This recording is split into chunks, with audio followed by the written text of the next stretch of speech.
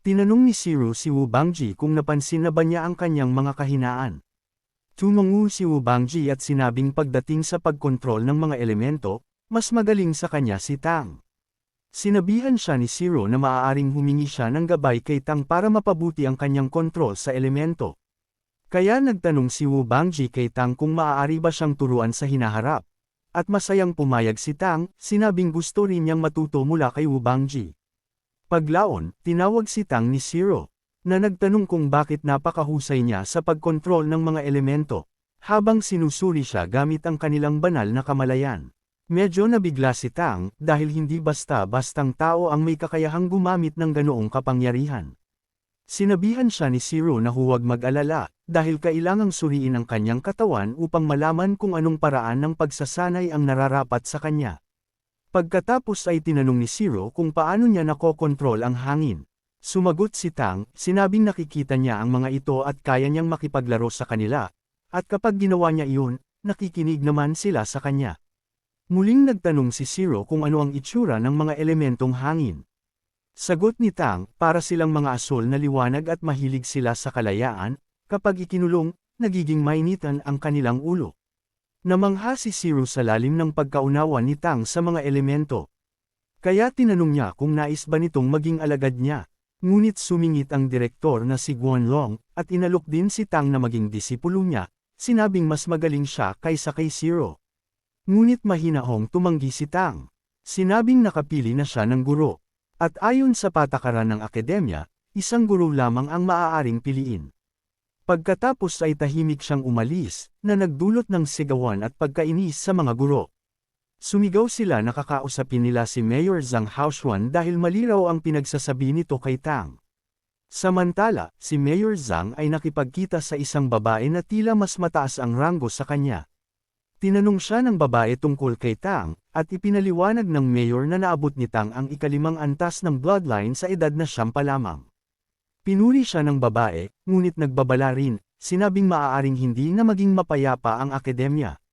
Dahil may isang mataas na antas na nilalang mula sa lahi ng mga halimaw ang nakapansin ng kakaibang enerhiya sa lugar. Ibig sabihin, maaaring kailanganin nilang ilipat ang akademya. Ngunit tumutol si Mayor Zhang, sinabing ayaw pa niyang lumipat hanggat hindi ito ang huling paraan.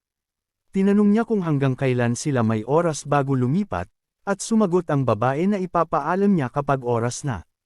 Nagpasalamat si Mayor Zhang. At sinabihan ang babae na mag-ingat din dahil isa siya sa mga haligi ng kanilang organisasyon. Ngunit sa sandaling iyon, biglang pumasok si Zero, galit na galit at minumura ang mayor, ngunit agad na nagbago ng tono nang makita ang Holy Lady. Nagpaumanhin siya at bumati, bago magreklamo na tinanggap ni Mayor Zhang si Tang bilang alagad, kahit wala raw itong alam tungkol sa pagkontrol ng elemento. Sumagot ang mayor, sinabing agad niyang ginawa iyon dahil alam niyang kukunin ni Zero si Tang kung magtatagal pa siya. Nagtaka ang Holy Lady kung ano ang mayroon kay Tang para magka-interes ang mga guro sa kanya. Ipinaliwanag ni Zero na ang kapangyarihan ng ikalimang antas ng Wind Elemental Bloodline ni Tang ay nakikipagsabayan sa Ice Element ni Wu Bangji, na mula pa sa lahi ng mga diwata. Kaya nang marinig ito, maging si Mayor Zhang, na maraming alam tungkol kay Tang, ay lubos na nagulat. Nagsalita ang Holy Lady at sinabi niyang kahanga-hanga para sa 9 na taong gulang ang may mataas na pag-unawa sa elemento at maging sa pagkontrol dito. Muling nagsalita si Zero na si Tang ay isang kayamanan at masasayang lang ito sa kamay ni Zhang Haoshuan.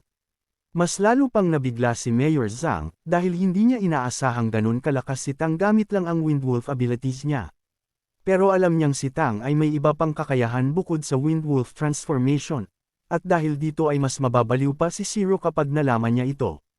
Nagpaalam ang Holy Lady at sinabihan si Mayor Zhang na maghanda sa anumang posibleng pagbabago. Bago siya tuluyang umalis, sumigaw siya ng moto ng kanilang organisasyon. Magtipon tulad ng apoy, kakalat tulad ng mga bituin.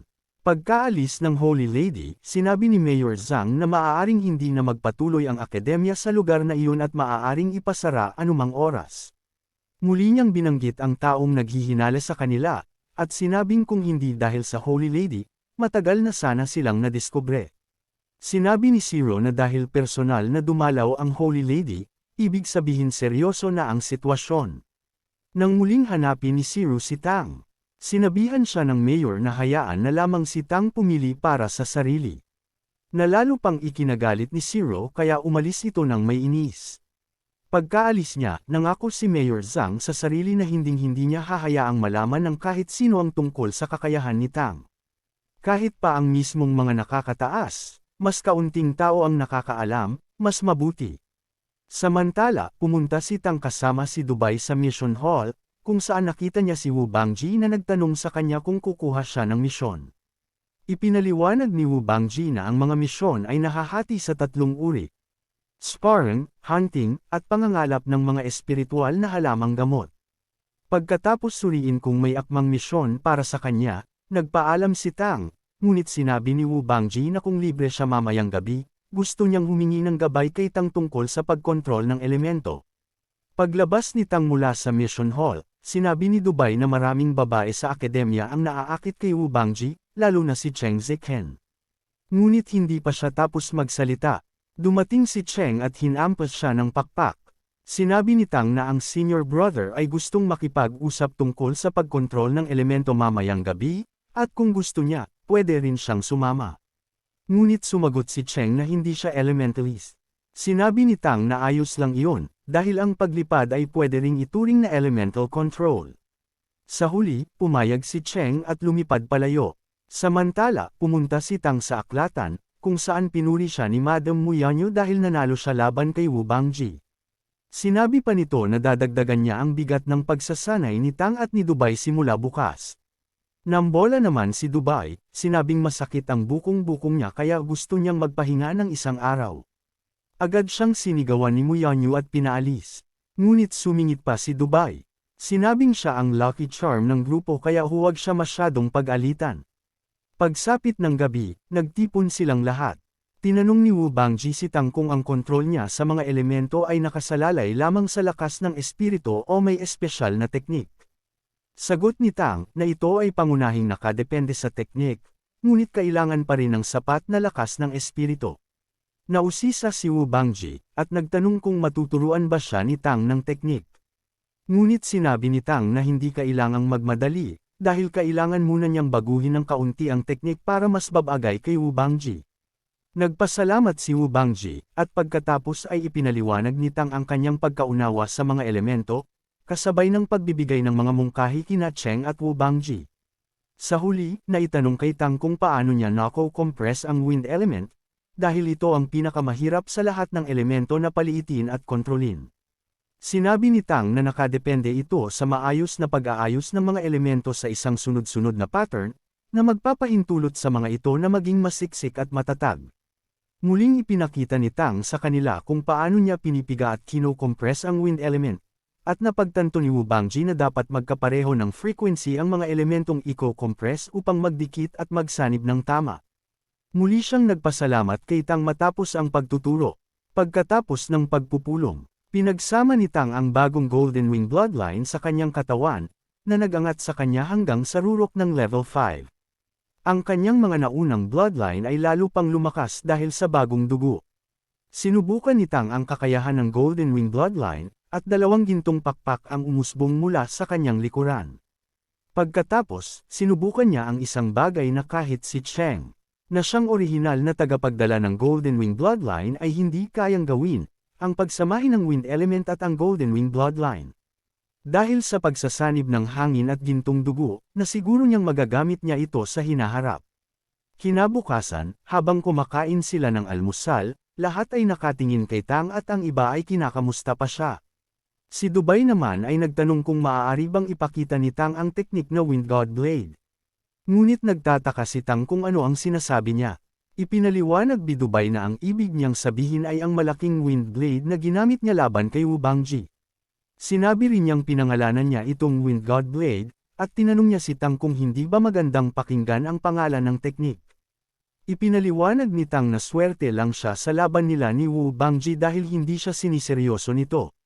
Ngunit biglang dumating si Wu Bangji at sinabing si Tang ang hindi nagseryoso at hinayaan niya lang itong manalo.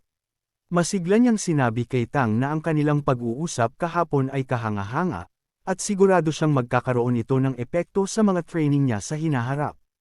Maya-maya, dumating din ang lalaking may time element bloodline, at nagtanong kung pwedeng bigyan siya ni Tang ng gabay. Sumang-ayon si Tang, at sinabing gusto rin niyang matutunan ng tungkol sa time control. Kinabukasan, tinipon sila ni Director Guanlong at sinabing ipapaliwanag niyang muli ang hierarchy ng monster race, lalo na't wala si Tang noong nakaraang klase. Ipinaliwanag niya na ang monster race ay nahahati sa 5 pangunahing antas ng bloodline, at ang mga tao o human vessels ay hindi kabilang dito. Ang ika-5 antas ay tumutukoy sa mga halimaw na hindi sanay lumaban. Ang ika-4 na antas naman ang pinakamarami at pinakapangkaraniwan, dito kabilang ang Windwolf clan, ngunit hindi nila kayang makamit ang ika-9 na antas. Ang ika-3 antas ang pinakapangunahing puwersa ng monster race, na may potensyal na umabot hanggang level 10 at makamit ang tinatawag na God level. Ngunit hindi pa rin nila nararating ang tuktok na level 12. Napagtanto ni Tang na ang level 12 ay katumbas ng unang ranggong Diyos sa kanyang nakaraang buhay. Dagdag ni Director Guanlong, ang mga halimaw sa level 3 at 4, ang bumubuo sa pangunahing hukbo ng buong monster race. Ngunit ang level 2 ay ganap na naiiba. Ang mga halimaw sa level 2 ay tinatawag na Great Demons, na may potensyal na umabot hanggang level 12 at maging Great Ancestral Demon. Taglay nila ang Great Golden Bloodline. At nasa tuktok ng pyramid, pinamumunuan ng buong monster race. Ayon sa director, kung gustong maging ganap na malaya ang mga tao, dapat may isa sa kanila na umabot sa antas na ito, dahil doon lamang magkakaroon ng pag-asa na makalaya mula sa gapos ng pagkaalipin sa mga halimaw. Sa huli, ipinaliwanag niyang ang unang antas ng monster bloodline ay tinatawag na Heavenly Demon, na buong-buong nagmana ng Great Golden Bloodline. Ang kanilang mana ay konektado sa buhay at kamatayan ng buong monster race, at kaya nilang umabot hanggang level 13. Idinagdag pa ni Guanlong na mayroong 7 Heavenly Demons sa buong monster race, at ang mga City Lord ng 7 pangunahing lungsod ay pawang mga inapo ng mga Heavenly Demons. Pagkatapos noon, nagkaroon ng malinaw na ideya si Tang tungkol sa antas ng mundong iyon, at natuklasan niyang mas mataas ang antas ng kapangyarihan dito kumpara sa kanyang nakaraang mundo. Ibig sabihin, kahit maibalik niya ang kanyang cultivation level noon, hindi pa rin niya magagawang iligtas ang mga tao sa ngayon. Doon ay nagsimulang magyabang si Dubai, sinasabing siya lang ang nag-iisang tagapagmana ng level 1 bloodline sa buong klase. Ngunit pinutol siya ni Cheng, na sinabing sobrang hina ng densidad ng dugo ni Dubai na hindi niya kayang makapasok man lang sa level 4. Dagdag pa ni Cheng, mas mataas ang kalidad ng kanyang dugo dahil ito ay kabilang sa second-level monster bloodline. Doon naunawaan ni Tang kung bakit napakalaki ng pag-angat ng kanyang lakas matapos niyang maabsorb ang dugo ni Cheng noong nakaraang araw. Napagtanto rin niya na ang Wind Wolf, Flash Leopard, at Rhino bloodlines ay pawang nasa level 4 lamang. Gayunpaman, hindi siya nabahala. Dahil maaari niyang palitan ng mababang antas ng dugo ng mas matataas na bloodline anumang oras. Pagkatapos, tumayo si Tang at nagtanong kung kaninong lahi sa 7 Heavenly Demons ang Carry City ay nabibilang. Sumagot si Director Guan, na sinabing ito ay sa ilalim ng Peacock Great Demon Emperor, ang hari ng mga ibon at pinuno ng lahat ng lumilipad na halimaw. Ipinaliwanag pa niya na ang naunang henerasyon ng Great Peacock Demon ay namatay ng tahimik. At kahit may direktang tagapagmana ng dugo, hindi ito umabot sa antas ng Monster Sovereign. Dahil dito, mahigpit na pinuprotektahan ng Monster Race ang mga descendant ng Heavenly Demons. Inisip ni Tang na ang Peacock Demon Emperor ay malamang nakahawig ng isang phoenix mula sa kanyang nakaraang mundo. Pagkatapos ng klase, humingi si Tang ng pahintulot na pumunta sa lungsod. Dahil nais niyang makausap si Aunt Gui at malaman ang kalagayan ng kanyang guro na si Wang Yanfeng. Pumayag si Director Guan, ngunit sinabihan siyang isama si Wu Bangji. Binalaan din siya na kakagaling lang sa labanan ng Windwolf clan at Leopard clan na inisyo mismo ng Windwolf Ancestral House mula sa Carry City. Ngunit ang tunay na dahilan ni Tang ay ang muling makita si Xia Wu, habang dadalawin din niya si Aunt Gui. Maya-maya, umalis sina Tang at Wu Bangji patungo sa lungsod. Habang naglalakad, sinabi ni Wu Bangji na nakaya na niyang i-compress ang ice element, ngunit sobrang hirap nitong kontrolin. Sumagot si Tang na hindi dapat puro stability ang inuuna, dahil minsan, mas mainam ang kontroladong kawalang stabilidad. Pagkatapos ay ipinakita niya ang isang hindi matatag na wind skill, at inihagis niya ito sa isang malaking bato. Sumabog ang hangin at nabiyak ang buong batong burol. Ipinaliwanag niya na pareho rin ang prinsipyo na maaaring ilapat sa ice element. Pagdating nila sa Kerry City, dinala ni Tang si Wu Bangji sa milk tea shop kung saan naruroon si Xia Wu. Sinabi ni Tang kay Wu Bangji kung gusto niya ng maiinom, at sinabi naman nitong oo. Pagpasok ni Tang sa pila ng mga halimaw, itinulak siya sa gilid ng isang porcupine monster at inagaw ang kanyang pwesto. Ngunit sinaway ito ni Xia Wu, kaya napaatras ang halimaw. Umorder si Tang ng 2 tasa at tinanong niya kung bakit siya nagbebenta ng milk tea, at sumagot si Xia Wu na gusto niyang matulungan ang kanyang pamilya. Napansin ni Tang na sinasadya ni Xia Wu na bagalan ang paggawa ng milk tea para sa halimaw, dahil natatakot siya na baka sundan nito si Tang. Kaya tinanggap ni Tang ang tulong niya, mabilis na kinuha ang inumin, at umalis agad. Matapos uminom ng milk tea, dumiretso siya sa hotel kung saan naninirahan si Aunt Gui at pagtapos ng kanilang usapan ay agad silang umalis pabalik sa akademya. Habang naglalakad tinanong siya ni Wu Bangji kung kilala niya ang babae sa milk tea shop. Nagulat si Tang sa tanong, at tumungo siya at pagkatapos ay umiling din.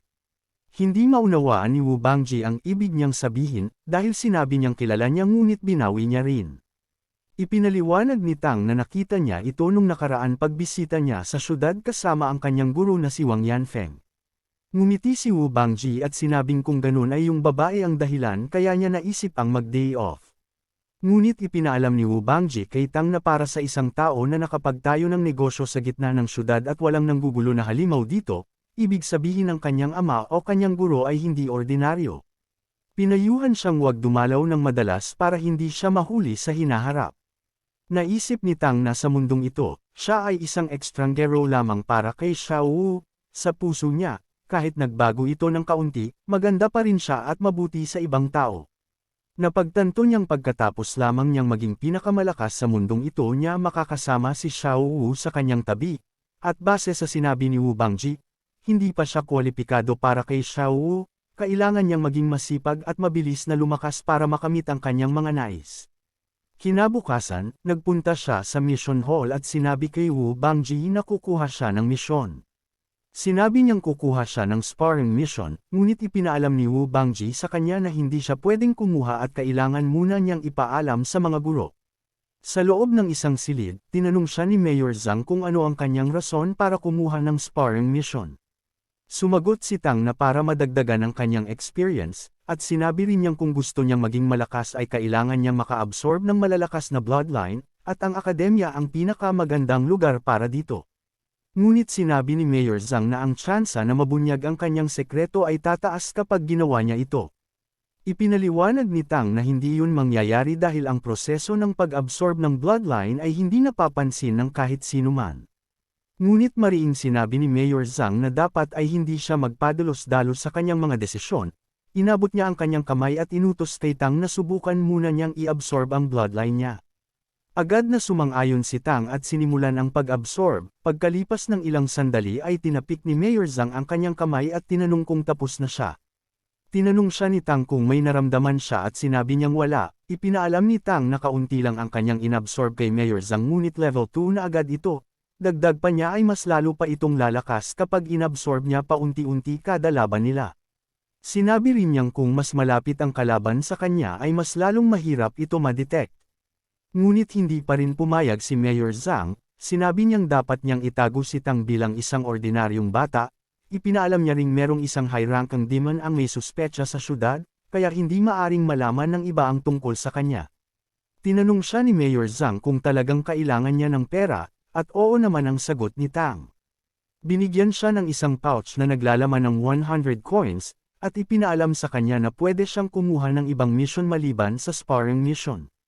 Ngunit kailangan niya ring bumuo ng 3-man team pag kukuha siya.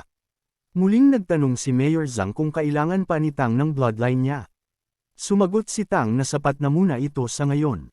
Pagsapit ng hapon sa practical class, nagpaalam si Wu Bangji sa guro na gusto niya ulit labanan si Tang para malaman ang kanyang progreso. Agad namang tinanggap ni Tang ang hamon. Inanunsyo rin ni Wu Bangji na kapag nanalo si Tang ay bibigyan siya nito ng 5 coins. Sinabi niyang ito ay para ipakita na ang kanilang laban ay importante. Tinanong siya ni Tang kung ito ba ay pasasalamat niya sa kanya, at sinabi ni Wu Bangji na pwede niyang i-consider na ganon dahil sa pagtulong niya sa kanya. Dagdag pa niya ay hindi hadlang ang edad para sa taong gustong matuto. Pagkatapos ay sinabi niyang simulan na nila ang laban. Agad na bumuo ng bilog na enerhiya si Wu Bangji at ganon din naman si Tang. Ginamit ni Wu Bangji ang kanyang skill na Ice Thorn, maraming maliliit at matutulis na yelo ang nabuo sa kanyang paligid at sumugod kay Tang. Nasangga naman ito ni Tang gamit ang kanyang Wind Blades at nagpatuloy siya sa pag-abante. Muling umatake si Wu Bangji gamit naman ang Ice Ball na madali namang naiwasan ni Tang gamit ang Ghost Shadow Perplexing Movement Technique. Nagulat si Cheng sa napapanood. Sinabi niyang ito ang unang beses niyang nakita na gamitin ni Wu Bangji ang Ice Thorn sa parehong pagdepensa at opensa ng sabay. Napansin ni Wu Bangji na pinapaikli ni Tang ang kanilang distansya at pilit na lumalapit. Sinabi niya sa sarili na baka nalilimutan ni Tang na mas magaling siya sa close combat dahil isa siyang Ice Element user. Nang malapit na si Tang ay napalibutan siya ng makapal na yelo. Ipinaliwanag ni Dubai na kapag mas lumalapit ka kay Wu Bangji ay mas lalong lumalamig. At tiyak na magiging yelo ka. Ngunit nagpatuloy lang si Tang, at sa malapitan ay gumawa siya ng dalawang wind blades at pinagsama. Pagkatapos ay inihagis niya sa direksyon ni Wu Bangji dahilan para masira ang yelong nakapalibot. Agad namang bumuo ng ice shield si Wu Bangji para salagin ang atake ni Tang at nagtagumpay siya. Ngunit hindi pa tapos si Tang, muli niyang kinompres ang elemento ng hangin at ginamit ang Heavenly Wind Blade na may kasamang maliit na tornado. Ginamit ni Wu Bangji ang 9-layered ice wall para subukang pigilan ang atake ni Tang. Ngunit nabigo siya dahil hindi na ito katulad ng dati. Nang tumama sa huling ice wall ay nagdulot ito ng malakas na pagsabog at bumuo ng malaking ipu-ipo na tumangay sa mga tipak na yelo. Napansin ni Wu Bangji na sinusubukang palakasin ni Tang ang atake gamit ang mga tipak ng yelo. Natrap siya sa loob ng ipu-ipo at sunod-sunod na tinamaan ng mga tipak na yelo. Sa huli ay natalo siya at sinabi niya kay Tang na ginamit nito ang sarili niyang kapangyarihan laban sa kanya. Sinabi ni Tang na tabla ang kanilang laban ngunit ang coins ay counted. Hinagis ni Wu Bangji ang coins sa kanya at sinabing bibisita siya pagsapit ng gabi. Di makapaniwala ang mga estudyante at nagbulungan sila na kung paano nagawa ng dalawa na lumakas sa loob lamang ng 2 araw. Pinuri naman sila ni Mo Engking sa kanilang magandang laban. Sa mga oras din na yun ay lumabas si Guli at ipinahayag niyang gusto niya ring makipaglaban kay Tang. Tinanong niya si Tang kung okay lang sa kanya na simulan nila ang laban pagkatapos niyang magpahinga.